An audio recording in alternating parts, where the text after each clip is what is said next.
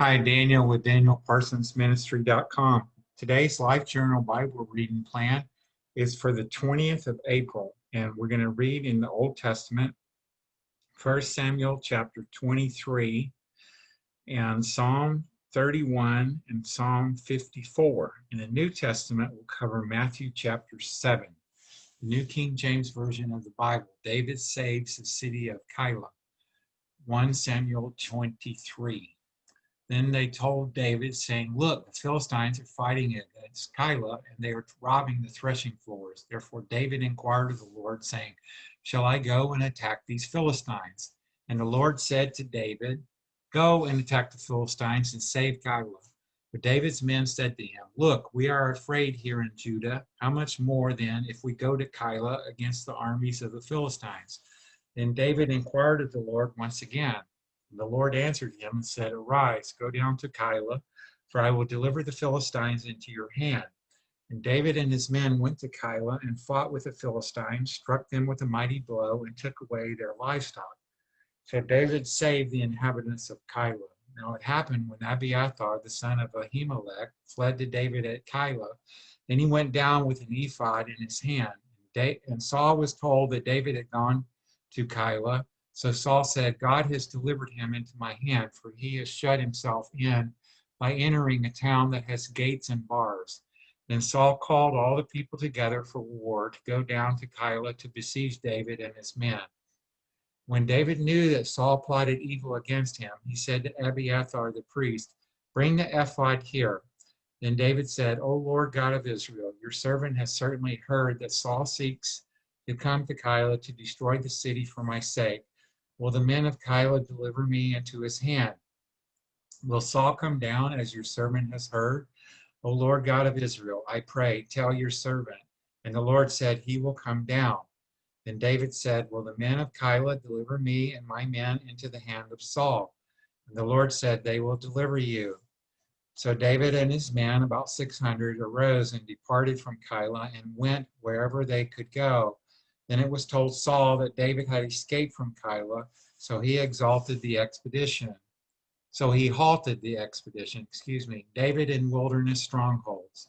And David stayed in strongholds in the wilderness and remained in the mountains in the wilderness of Ziph. Saul sought him every day, but God did not deliver him into his hand.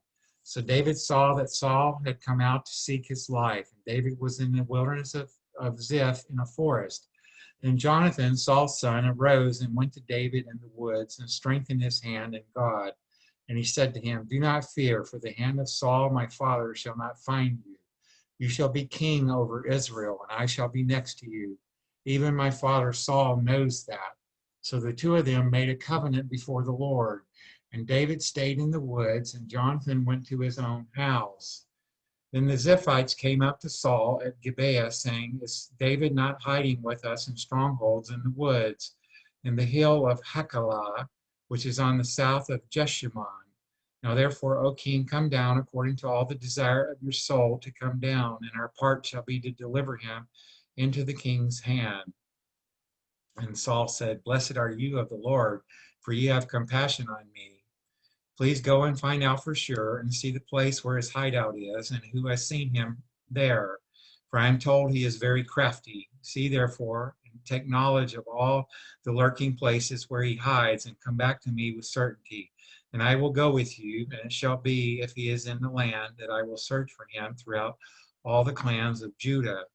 So they arose and went to Ziph before Saul, but David and his men were in the wilderness of Moab, in the plain on the south of Jeshimon.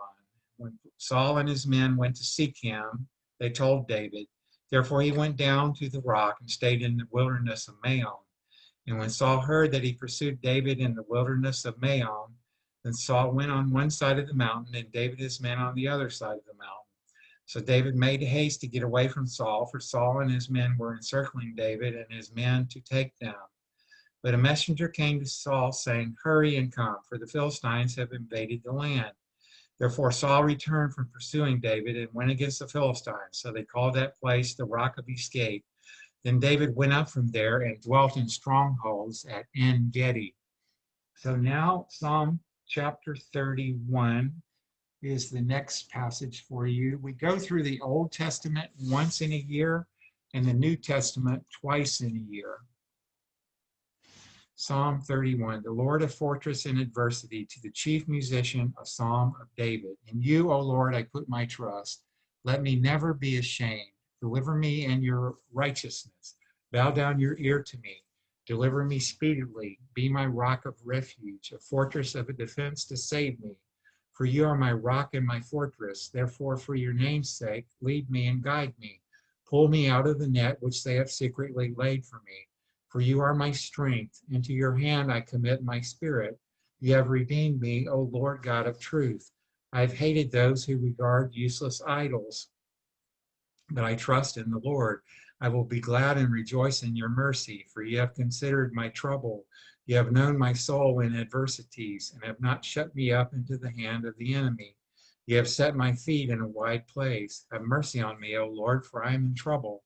My eye waste away with grief, yes, my soul and my body, for my life is spent with grief, and my years with sighing. My strength fails because of my iniquity, and my bones waste away.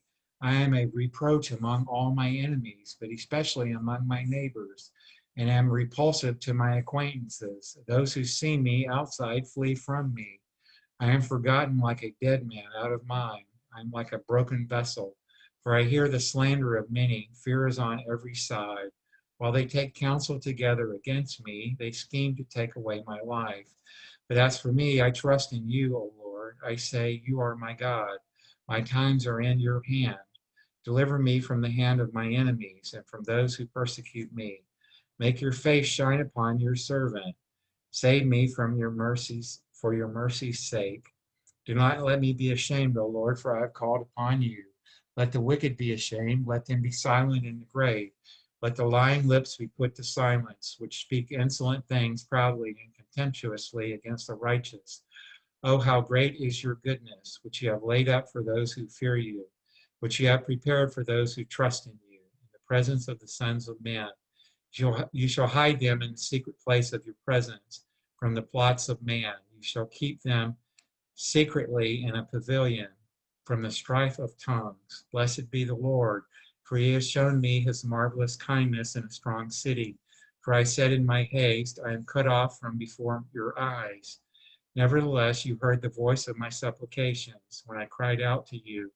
O love the Lord, all you his saints, for the Lord preserves the faithful and fully repays the proud person. Be of good courage, and he shall strengthen your heart, and all you who hope in the Lord.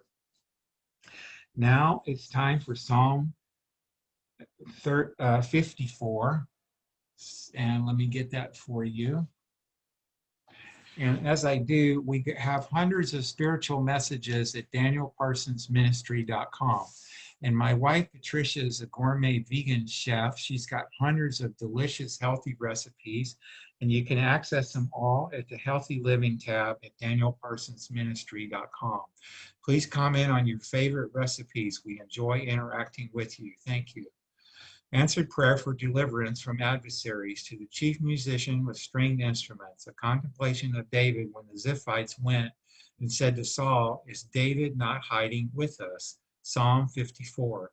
Save me, O God, by your name, and vindicate me by your strength. Hear my prayer, O God. Give ear to the words of my mouth. For strangers have risen up against me, and oppressors have sought after my life.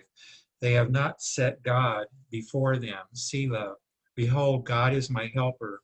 The Lord is with those who uphold my life. He will repay my enemies for their evil. Cut them off in your truth. I will freely sacrifice to you. I will praise your name, O Lord, for it is good. For he has delivered me out of all trouble, and my eye has seen its desire upon my enemies.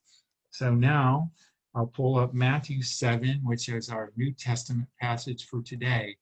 And as I do, please subscribe to my YouTube channel. You can search on YouTube, Daniel Parsons Ministry, and you'll find my channel. It's very large, and I have much very, very good content and give you much value for your life. It's done that for my wife and I. So do not judge, Matthew 7. Judge not that you be not judged. For with what judgment you judge, you will be judged, and with the measure you use, it will be measured back to you. And why do you look at the speck in your brother's eye, but do not consider the plank in your own eye? Or how can you say to your brother, let me remove the speck from your eye, and look, a plank is in your own eye? Hypocrite. First remove the plank from your own eye, and then you will see clearly to remove the speck from your brother's eye. Do not give what is holy to the dogs, nor cast your pearls before swine, lest they trample them under their feet and turn and tear you in pieces. Keep asking, seeking, and knocking. Ask, and it will be given to you. Seek, and you will find. Knock, and it will be open to you. For everyone who asks receives, and he who seeks finds, and to him who knocks it will be opened. Or what man is there among you who, if his son asks for bread, will give him a stone? Or if he asks for a fish, will he give him a serpent? If you then, being evil, know how to give good gifts to your children, how much more will your Father, who is in heaven, give good things to those who ask him? Therefore, whatever you want men to do to you, do also to them, for this is the law and the prophets. The narrow way, enter by the narrow gate, for wide is the gate and broad is the way that leads to destruction. And there are many who go in by it, because narrow is the gate and difficult is the way which leads to life, and there are few who find it. You will know them by their fruits. Beware of false prophets who come to you in sheep's clothing, but inwardly they are ravenous wolves. You will know them by their fruits. Do men gather grapes from thorn bushes or figs from thistles? Even so, every good tree bears good fruit, but a bad tree bears bad fruit. A good tree cannot bear bad fruit, nor can a bad tree bear good fruit. Every tree that does not bear good fruit is cut down and thrown into the fire. Therefore, by their fruits you will know them. I never knew you. Not everyone who says to me, Lord, Lord, shall enter the kingdom of heaven, but he who does the will of my Father in heaven. Many will say to me in that day, Lord, Lord, have we not prophesied in your name, cast out demons in your name, and done many wonders in your name? And then I will declare to them, I never knew you. Depart from me, you who practice lawlessness. Build on the rock. Therefore, whoever hears these sayings of mine and does them, I will liken him to a wise man who built his house on the rock. And the rain descended, the floods came, and the winds blew and beat on that house, and it did not fall, for it was founded on the rock. But everyone who hears these sayings of mine and does not do them will be like a foolish man who built his house on the sand, and the rain descended, the floods came, and the winds blew and beat on that house, and it fell, and great was its fall. And so it was, when Jesus had ended these sayings, that the people were astonished at his teaching, for he taught them as one having authority and not as the scribes.